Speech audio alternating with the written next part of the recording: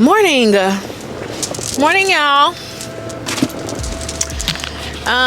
But first, it's your girl Jada Reeds here, back with another video. And today, life has changed a little bit, been a little busy. So right now I am just sitting here, just like, I got my car getting warm because woke up this morning and it's 38 degrees outside. First of all, it's 7:04 a.m. and I'm on my way into my new job. But yeah, I don't have to be there until 8 o'clock. It's about 20 minutes away from my apartment. And so yeah, I'm just sitting here giving my car some TLC right now and letting her like warm because it's been hot outside. And then you want to come with the 38 degrees. Yeah. Even though it's not an old car, you still should do that from time to time. You know what I mean? All right, but anyway, I want to talk about, sorry, so disgusting. I wanted to come in and just introduce what I've been reading. And actually, I'm about done with everything. Not everything, but two of them. So first, let's just go ahead and talk about Wow, No Thank You by Samantha Irby. As you can see, I am 60% of the way done with this, and I am loving it so much.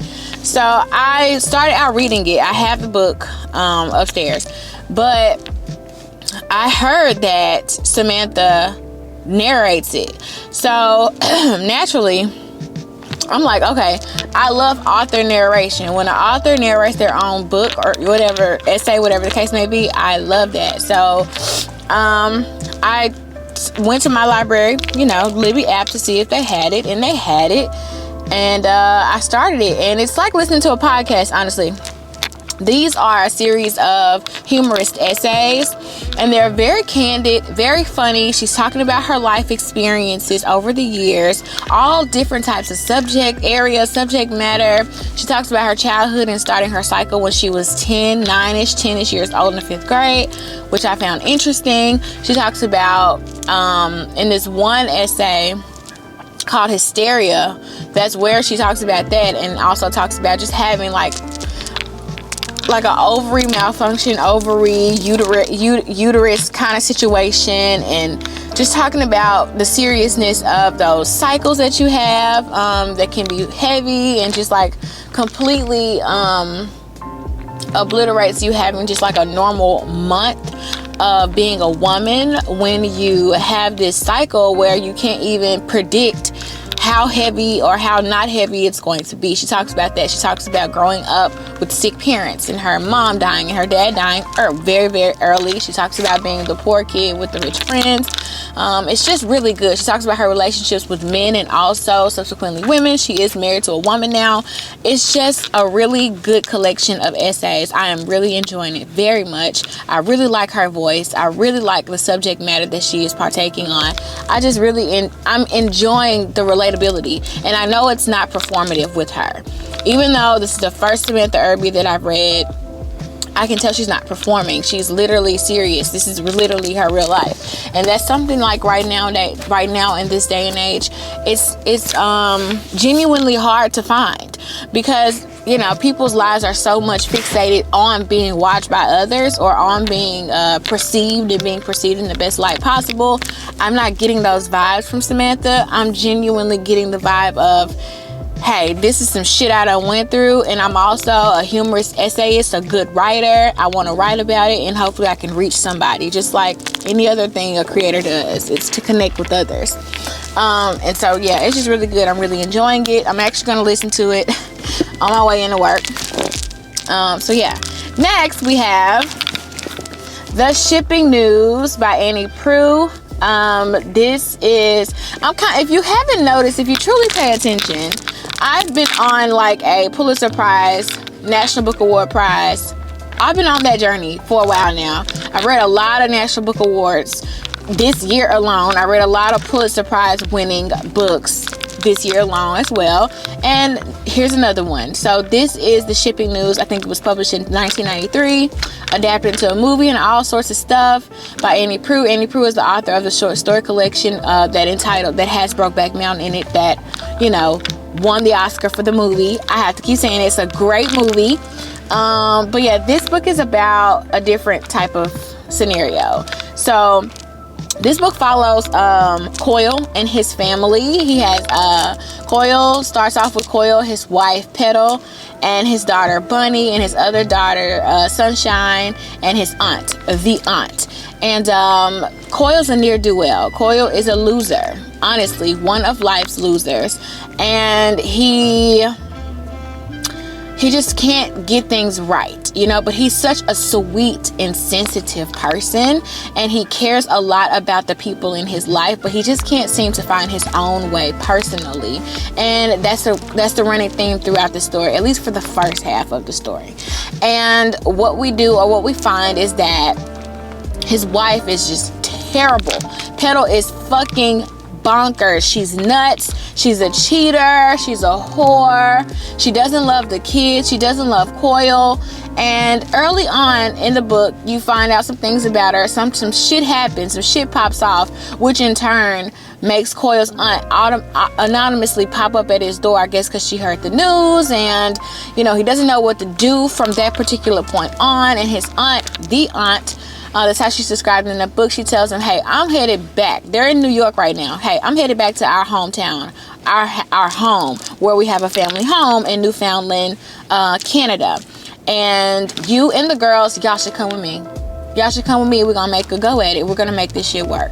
And that's what the story starts on. The journey of them going back to Newfoundland to find their way and make a new life and have a new fresh start. And yeah, you're going into that. And so this book is magnificent. First of all, phenomenal writing. It's very choppy at first, I'll say that. It's kind of hard to get into at first. I will say that was something that Jess said that was going to happen when you read it. Just stick with it. It's hard to read at first. It's a different style of writing that I'm not really used to, and but I stuck with it because I trust her judgment. And I kept on going.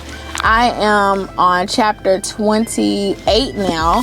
It's like 30 some odd chapters or something like that, and it's just awesome. Like the way that Annie Proulx is setting up this story for you, the way that she's setting up Coyle and his life, you know what I mean, and the experiences that he's going through. Like, it's really good. And also, take me home, I will end you, she whispered, as a bright spot of blood appeared on my fingertip.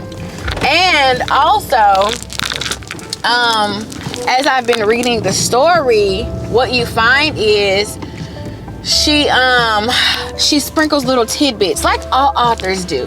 You know what I mean? Foreshadowing is a huge theme in a lot of novels. If you are really paying attention to, you know, what's going on, what the author is trying to say, you recognize that all of these little pieces. Please fasten driver's seat belt. I will when I get on the main street. I'll fasten my seatbelt. All these main pieces that she kind of gives out, even with the things that went down with his wife Petal. Even though that happens early on in the story, from chapter 2, you can tell that this bitch is going to be god awful and she's going to do some strange shit. You already could tell, but she doesn't like throw it in your face. You know what I mean? And I just love that. Nothing is forced in this novel. I guess is what I'm trying to say. She's not forcing anything. She's not forcing you to read, but she's just like, if you want to enjoy a phenomenal story, trust me and read the book.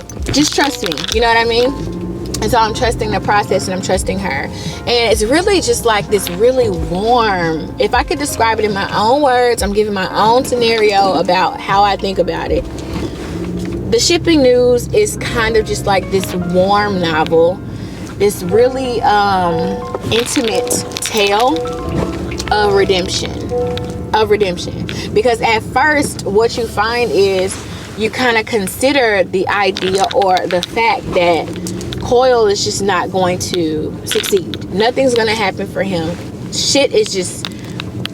Nothing is just going to go right, okay? And he almost sort of has this attitude of he'll be okay with that, you know? He'll be okay with it. Kind of like what would we say? What could we call it? We could call it kind of like, his attitude is kind of like self-pity, kind of in a self-pity way. But you know, I was wrong. That's what it seemed like, but I was so wrong about him. And so the story is making a complete turnaround. Coyle is making a turnaround. He's finding himself, and then what you find, oh, I'm sorry, I haven't even mentioned where the title comes from. So it's called The Shipping News because Coyle stumbles upon this job before they go off to Newfoundland. He stumbles across this job at a newspaper. And so he starts to write columns for a newspaper, except he doesn't know what the fuck he's doing, you know, but no one coaches him about it. No one helps him out. He just does the story, gets better, gets fired, gets rehired, does another story, it's not so good, gets better, then gets fired again. Someone's just like kind of tugging him on a string, basically. And yeah, that's what happens at the beginning. So what happens is that sets him up to have some sort of like job experience. And so when he gets to Newfoundland, he already wrote ahead of time. This is what people did in the early 90s. You know, they wrote ahead of time because email and all that stuff wasn't quite there yet. And he gets a job at the local paper in Killicraw. That's where they are. So they're in Newfoundland, which is like the kind of like a state of Providence, an island. And so the city is called Killicraw. And so he starts working at the local newspaper at Killicraw, and that's where everything starts to kind of like take off for him. And he gets better and better at it. He takes risks and makes changes to things that he's been asked to do. The owner seems to like it, and so that gives him that push of confidence. As you can see, like that's what I'm saying, the story is turning around now. If you just give things time, they will get better. That's basically like one of, I guess, the quotes or the things that I can say about the novel. Just give some shit some time. It's only temporary, and that's the attitude that Coyle has, you know. He's such a lover boy, such a sweetheart. He's like another favorite character that I'm reading from or reading of or reading about. He's just great. Coyle is just great. The book is just good. It's a well-written novel. You know, the theme of this year is reading well. That's one of my main themes of the year. If I don't do anything else, I'm going to read well-crafted, well-produced, well-edited novels that give me a cinematic feel. And so that's what The Shipping News has done for me, or is doing for me. Let me look this up. And we also are reading another book. Okay, we got 3 books going. So then I started Jonathan Franzen's Crossroads. I started it Saturday. I only read like 20 pages Saturday. And then I opened it up yesterday morning, and girl, I have read up to page 140. So I read 120 pages yesterday, which is actually not shocking. Like I said, when you exercise that muscle of reading for long periods of time, it becomes like kind of so easy. You don't even realize or recognize that you're doing it, especially when the book is that good. And one thing I kind of said to myself on yesterday was, I think I'm becoming a big book girl. Like, I think I'm becoming the type of girl who wants to sit with characters for long periods and long stretches of time. And not for nothing, and just to be honest, because I'm quite lonely. I'm not even gonna lie to you guys. I'm very lonely. I don't like TV. I'm 32 years old. I come from a generation where I've seen all of the best movies ever made. Okay, I've seen all of them. So that doesn't oh shit, I hope that sounded good. So that doesn't really make me happy, really. To watch movies is not really fun for me, unless it's like my comfort films that I like to do, or unless it's like some super hype around something that's about to come out. I'm not really into this traffic is terrible this morning. I'm not really into TV like that, you know what I mean? Like, I'm excited for the new Bridgerton to come out in May. Like, stuff like that I'm happy about, but you know, I don't have a lot going on in my personal life, which is fine. I'm not complaining, you know. And my kid, you know, she's hell-bent on, we do our school time. She likes to spend time by herself in her room, talking to her friends, playing her games. And I'm good with that as well, unless, you know, we go out and exercise together. So I don't have anything going on. So reading these long books this year has really opened up like this new found, I think, love for me. So I have Crossroads. I wanted to go, I actually went in to start the corrections, but I was like, nope, because what happened is I had already started the corrections back in 2021, and I'm going to finish it this year, but I just didn't want to go back into those characters. Even though that won the National Book Award, I have just heard over and over again that Crossroads is so much better, you know, and I spent time with the corrections. It wasn't terrible, it wasn't bad, but I wasn't in love, you know what I'm saying? And so naturally, an author continued to produce these great pieces of fiction. They're going to get better and better over time. And that's what I feel is going on, because engulfed, enthralled. I'm loving it. I am sucked in. I spent 5 hours in the bed yesterday reading this. It is so good. Crossroads is so stinking good. Let me stop. It's a really good book, though. I promise you that. If you really got the time to spend with these characters, you're gonna love them. So I met all the characters so far. Like I said, I've gotten through a decent chunk of the novel to know that, okay, I done met all of them. I know their personality types. I see what's going on, right? So we have a family. We have the Hildebrandt family. We have the father, Russ, who is a pastor at a church called Reform. I think it's called like Reform or something like that. I'll get the name together later, but I do think it's like Reform Church. And so he's the pastor of a church in 1970, 1971. He has a wife named Marion. He has a daughter named Becky, a son named Clemton. His nickname is Clem. He has Perry, and then they have the baby boy. So the oldest, I forgot his name, because he's younger. He's like 11 or 12, and his name starts with a J. I just forgot it for now. But the oldest son is Clemton. He's in his first year at university. Then you have Becky. She's graduating now. This year she's graduating. And then you have Perry. He's in the 10th grade. And then you have the baby boy. Like I said, it's like the 6th grade or something like that. And then Marion, she doesn't work. She's a stay-at-home mom. And you have Russ, the dad. Now, it is just impeccable what this novel is doing, okay? It is a family drama.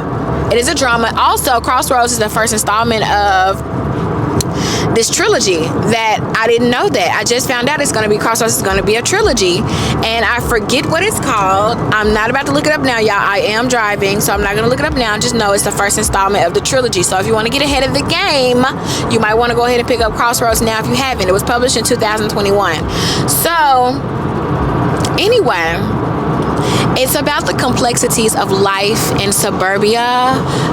It's about relationship with oneself. It's about truth telling the truth to yourself, telling the truth to others. It's about selfishness. It's about all of the things that disrupt what appears to be a seemingly well-to-do family in Chicago. Well, they're in New Prospect, which is not far from Chicago. They're in Illinois, Midwest. So you have Russ, the dad. He's seemingly a good father, seemingly, but Clemton, there are little hints all over the place that he is a hypocrite everywhere, but we haven't really gotten to really understand why especially Clemton can't stand their father. Not yet. I have gotten to that part yet, but that's like only a tiny piece of the puzzle. What we find with Russ, you're going to hear from Russ first if you decide to pick up the book. Russ is kind of like going through a midlife crisis. He's in his 50s, okay? He's infatuated with this woman that goes to the church, and she's later described as a fox by Perry, which is like the genius, drug dealing, weed smoking son in the 10th grade. He sees them, and it's just like, what the fuck is this? And why is that with this foxy Cleopatra? Okay? But anyway, he's seemingly obsessed with this woman at the church. He definitely likes her, but he is like not sugarcoating it, but he's like tiptoeing around the idea that he's interested in her, of course, because one, he's the pastor, and two, he's a married father. You know what I'm saying? And unless I feel like the woman that makes the move, he's not really going to speak up about anything or say anything about it. So we don't know where that's going, but that's kind of sort of in the first chapter. And so you already get this sort of sense of midlife crisis-y. Definitely giving hypocritical, definitely giving I want to leave my wife. And then what happens next? We meet Perry. Like I said, Perry is the second to the youngest child, and he's a genius, described as very smart. The way that he talks about the life that he's leading. Oh, another thing to note is that there are flashbacks so far in every chapter, however, the whole thing is centered around one day. This is one day, by the way. So we're getting like the consciousness of each character and what they're dealing with, how they're feeling, the different nuances to their specific personality, and how they view everybody else around them in each individual chapter. But it's all ending on the fact that all of this shit is going on this one day. My battery's about to die. Give me a second. Since I'm familiar with Jonathan Franzen's writing to a certain extent, one thing that he just does exceptionally well is capture the thoughts of individuals. I don't know. It's kind of sort of like internal monologues, if you will. And so it's reminiscent of someone who really does a good job of talking to themselves. That's exactly what it feels like. I am literally reading somebody talking to themselves about everybody around them. It's so well done. Anyway, Perry, there's hints that Perry might be mentally ill, or that he might take after his mom in some capacity or another that I'm like not familiar with, because we haven't there hasn't been any reveal of what's actually going on with their mom Marion, but there's some hints at the fact that the things that he has going on and that he's doing as far as his selfishness is concerned, dealing drugs, playing victim, playing games, like he'll mind fuck you. Basically, Perry will mind fuck you into believing and thinking so many different things that are just completely not true. That's one thing that he is definitely good at. And I don't know, it's something going on with him that I'm just like super interested in. That's another thing, you're sucked into these stories because you want to know what the hell is going on with this family and what's going to happen next. That's what you want to know. But first, like I said, you're meeting everybody. But I definitely can see Jonathan Franzen, after we meet everybody, I'm so interested to see what the hell's going on in these chapters after that. I'm so interested. So now let's move on to Becky. We hear from Becky next. After Perry comes Becky. Becky is very popular, very beautiful, very sweet, kind-hearted, makes great decisions. She's obsessed, however, with wealth. She wants to be rich. She wants to be wealthy. And she kind of got this idea from her aunt, her mom's sister, her aunt up in New York. She would spend time with her aunt up in New York. Her aunt was an actress, not on movies, but on Broadway. She had boyfriends. One of her boyfriends ended up leaving. Her ex-husband, however, when he died, he ended up leaving her, some money. That's how she has been able to live this life that she's been living. And she kind of sets, I'm going to leave some stuff to the imagination, but it's really interesting. But she kind of sets, make sure this is still on. My microphone's about to die. She kind of sets Becky up for success in a way. But before this starts to happen, she kind of gives Becky the idea of you are gorgeous, gorgeous girl, beautiful, way more beautiful than me and a lot of other girls I've ever seen. You know, you deserve X, Y, and Z. You should look at life through this type of lens and not that type of lens. Let me tell you something. Education brings wealth, brings access.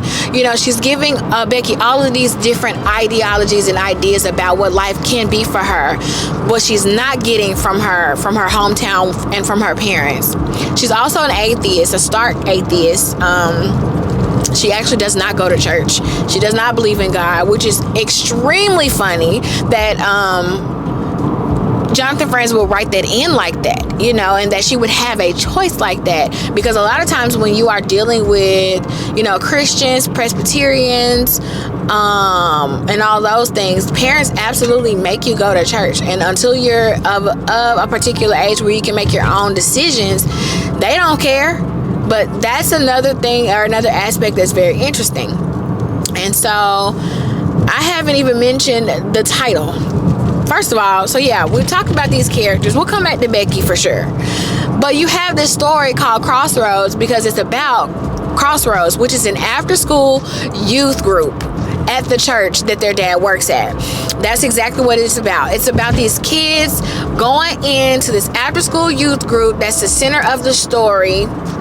And you have all this drama circulating around going to the after school group or joining the after school group or finding new friends at the after school group called Crossroads.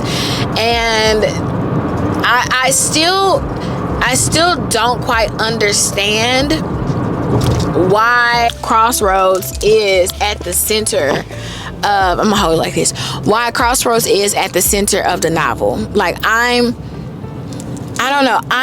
I'm smart, but I'm not that smart. You know what I'm saying? I need to figure this out. I need to read more, and I need to understand why that particular youth group is the thing. But what I will say is it's so reminiscent of Youth Bridges. Have you guys ever heard of Youth Bridges? Let me know in the chat if you've ever heard of Youth Bridges, if you were in Youth Bridges as a kid, if you went to these team building exercises in the summertime, and if people were being extremely vulnerable there and crying and shit and talking about how they were beat up and bullied and their home life is unsatisfying. It's so just like that. It reminds me of exactly that, Youth Villages. So anyways, and who else we met? We've met Clem.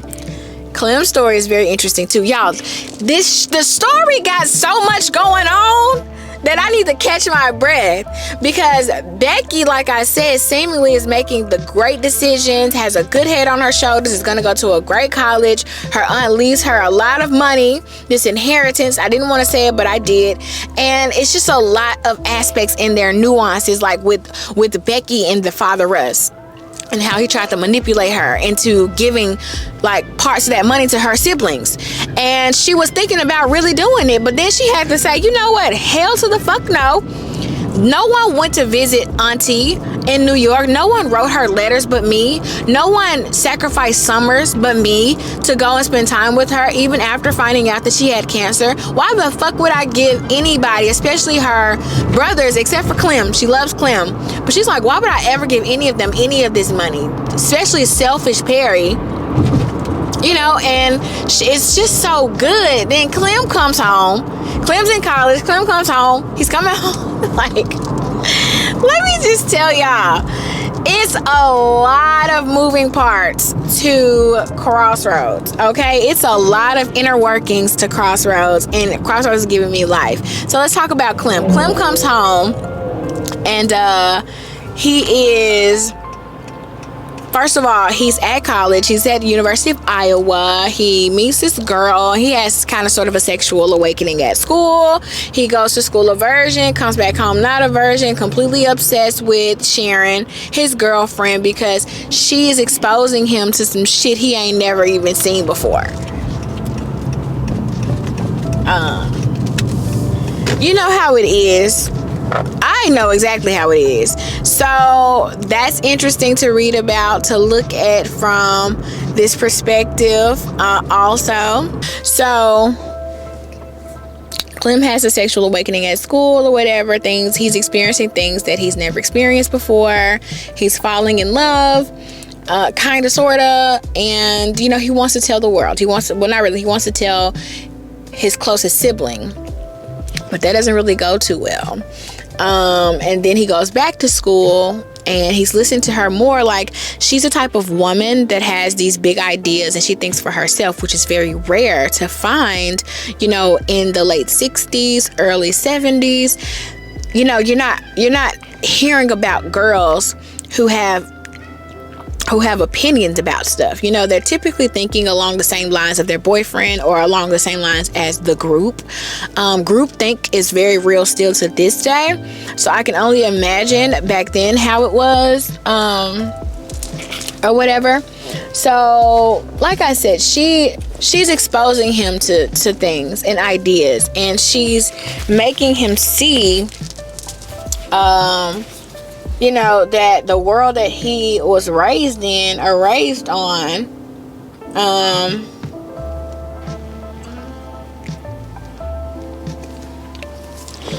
that shit is make-believe, you know? But I don't think that in reading it, I don't feel that, in reading Clem's chapter so far, I don't feel that Sharon was trying to do what she ended up doing. And with talking to Clem the way she was talking to Clem and expressing herself the way that she was, I don't think that she meant for it to go as far as it went. And that's all I'm gonna say about Clem. Yeah. And then I met Marion. Marion is Mommy Dearest. And I don't know too much about her. We just started her chapter. She's described as being overweight. I don't know how tall she is, but she weighs 143 pounds. Even through Becky's eyelids, she's basically saying that her mom is a little bit more on the bulkier side, and she was comparing her mom to her aunt. But then she was like, the only reason why my aunt stayed so thin for so long is because she's a chain smoker. So you know cigarettes curb your appetite. So it's like, that's not a good thing either. And you know, Becky complained about all the cigarette smoke she would have to endure when she was up in New York. So then it's just like, how can you judge your mom for trying to go about things in a more healthier aspect or more healthier way? Because her mom appears to exercise and puts on that she goes working out. She wears workout gear. You know, she goes running. She goes to the workout class at the local church. You know, it's all these little things that are put. Like, he's sprinkling too. He's doing a really good job of sprinkling little ideas. You know what I'm saying? Putting little ideas here and there to let you know, like, where the story possibly could be going in the near future, which is just like, it's so good. I'm really intrigued by this book. I really, really like it a lot. I can't wait to read some more of it today. On my lunch break, hopefully I can read some. But if not, this is what I'm going to be ending my night on, because I'm going to be doing Wild No Thank You on audio today. And I'm going to power through this because I'll be able to finish this also. I don't know how I'm going to stretch out my time, but it looks like reading 2 to 3 books is back on the agenda for me, which I ain't mad at all. So yeah, these are all the books that we're reading right now. What are you reading? As always, let's talk about what you're reading. If you've read any of these great books, you can also let me know in the comment section. We could talk about that. We could talk about things or whatever. But I'm going to get myself prepared to actually enter into the workplace. And yeah, I will talk to you guys when I can. Deuces.